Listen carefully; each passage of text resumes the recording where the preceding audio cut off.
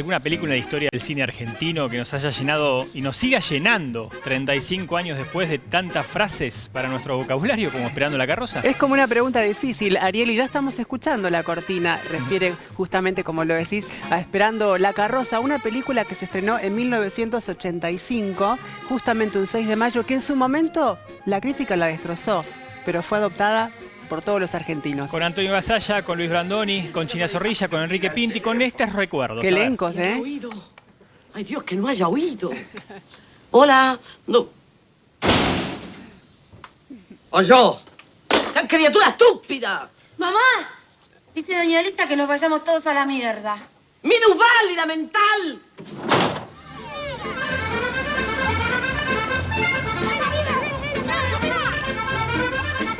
Ahí lo tenés al pelotudo.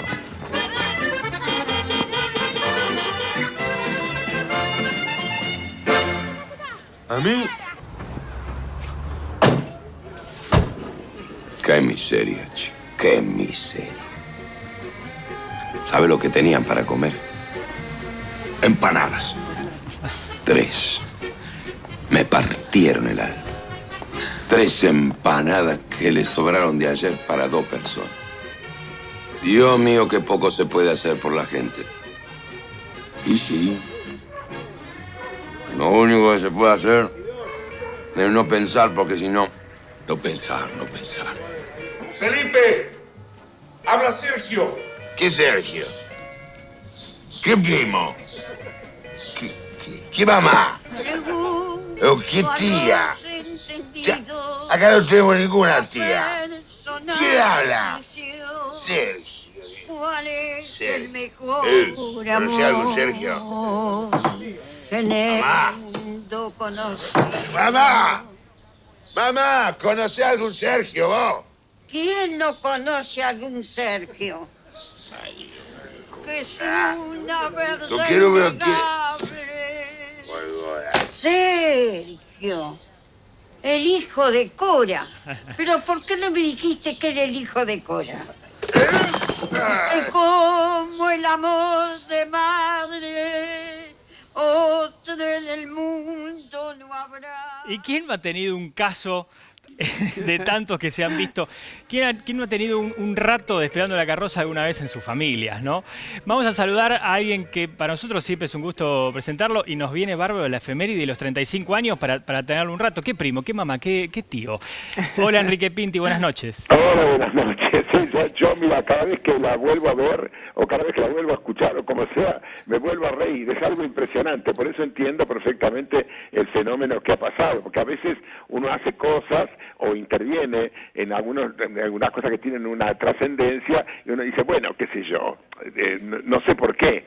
No se puede explicar, pero lo de la carroza es algo maravilloso, increíble, porque han pasado muchos años y se sigue teniendo la misma frescura. Ha cambiado tanto la sociedad en los años desde el 85 hasta ahora, y sin embargo, eso es absolutamente clásico y absolutamente eterno. Y creo que esa es una de las razones por las cuales el éxito ha sido absoluto y total, porque nos pinta de cuerpo entero, y realmente fíjate vos que se trata de una obra de origen uruguayo. Claro. Y cuando yo vi la primera versión en teatro y qué sé yo al contrario decía, ay, esto es muy de Uruguay, muy de Montevideo, muy de suburbio de Montevideo, que era como distinto al nuestro. Sin embargo, la adaptación fue perfecta, increíble, y de verdad absolutamente universal, Claro. Absolutamente universal. Yo te puedo asegurar que ha tenido éxito en todas partes.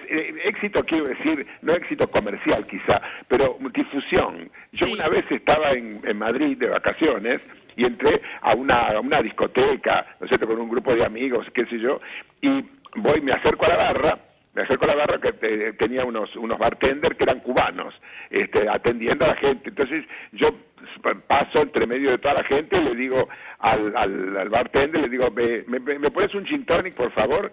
Y él me miró y me dijo, no tomo más. Y yo dije, ¿qué? Y digo, no tomo más. ¿Qué me está diciendo? ¿Que yo estoy borracho? Y no tomo más, me dice el cubano. Lo que ustedes sigan esperando la carroza, no tomo más. Cuando mi personaje, Felipe, ve a la vieja que cree que está muerta y ve que está viva, dice, esto es un aviso, no tomo más. Fíjate vos, un bartender cubano en Madrid había visto en un videocassette la película y bueno, me reconoció y me dijo inmediatamente no tomo más. O sea, que esto es un ejemplo muy chico, pero es un ejemplo de cómo llegó la película a todas partes del mundo. Eso es una referencia de éxito. Yo le iba a plantear otra, que hay tantos chicos que no habían nacido cuando se estrenó la película, que hoy pueden decir frases como las que ustedes decían. Ya que pasó el tiempo, ¿se inspiró en alguien para ese personaje que le costaba mantenerla vertical? No, para nada, porque me inspiré en yo mismo, porque a veces me he agarrado unos pedos infernales. No he sido alcohólico de ninguna manera, pero me he agarrado unos pedos geniales, mucho más geniales que el del personaje. El personaje está bastante obnubilado, pero realmente, ¿quién no se ha agarrado una curva de vez en cuando? Obvio, claro. Es bastante fácil poderlo hacer. La verdad que fue un placer hacer la película. El rodaje fue una cosa maravillosamente divertida, de verdad. Todos nos cagábamos de risa antes de las tomas y después de las tomas. Y como se filmó en una casa, todos juntos. No estábamos en un set de filmación, en un estudio que tiene camarines aparte, estábamos todos en la casa, como si fuéramos la familia de verdad.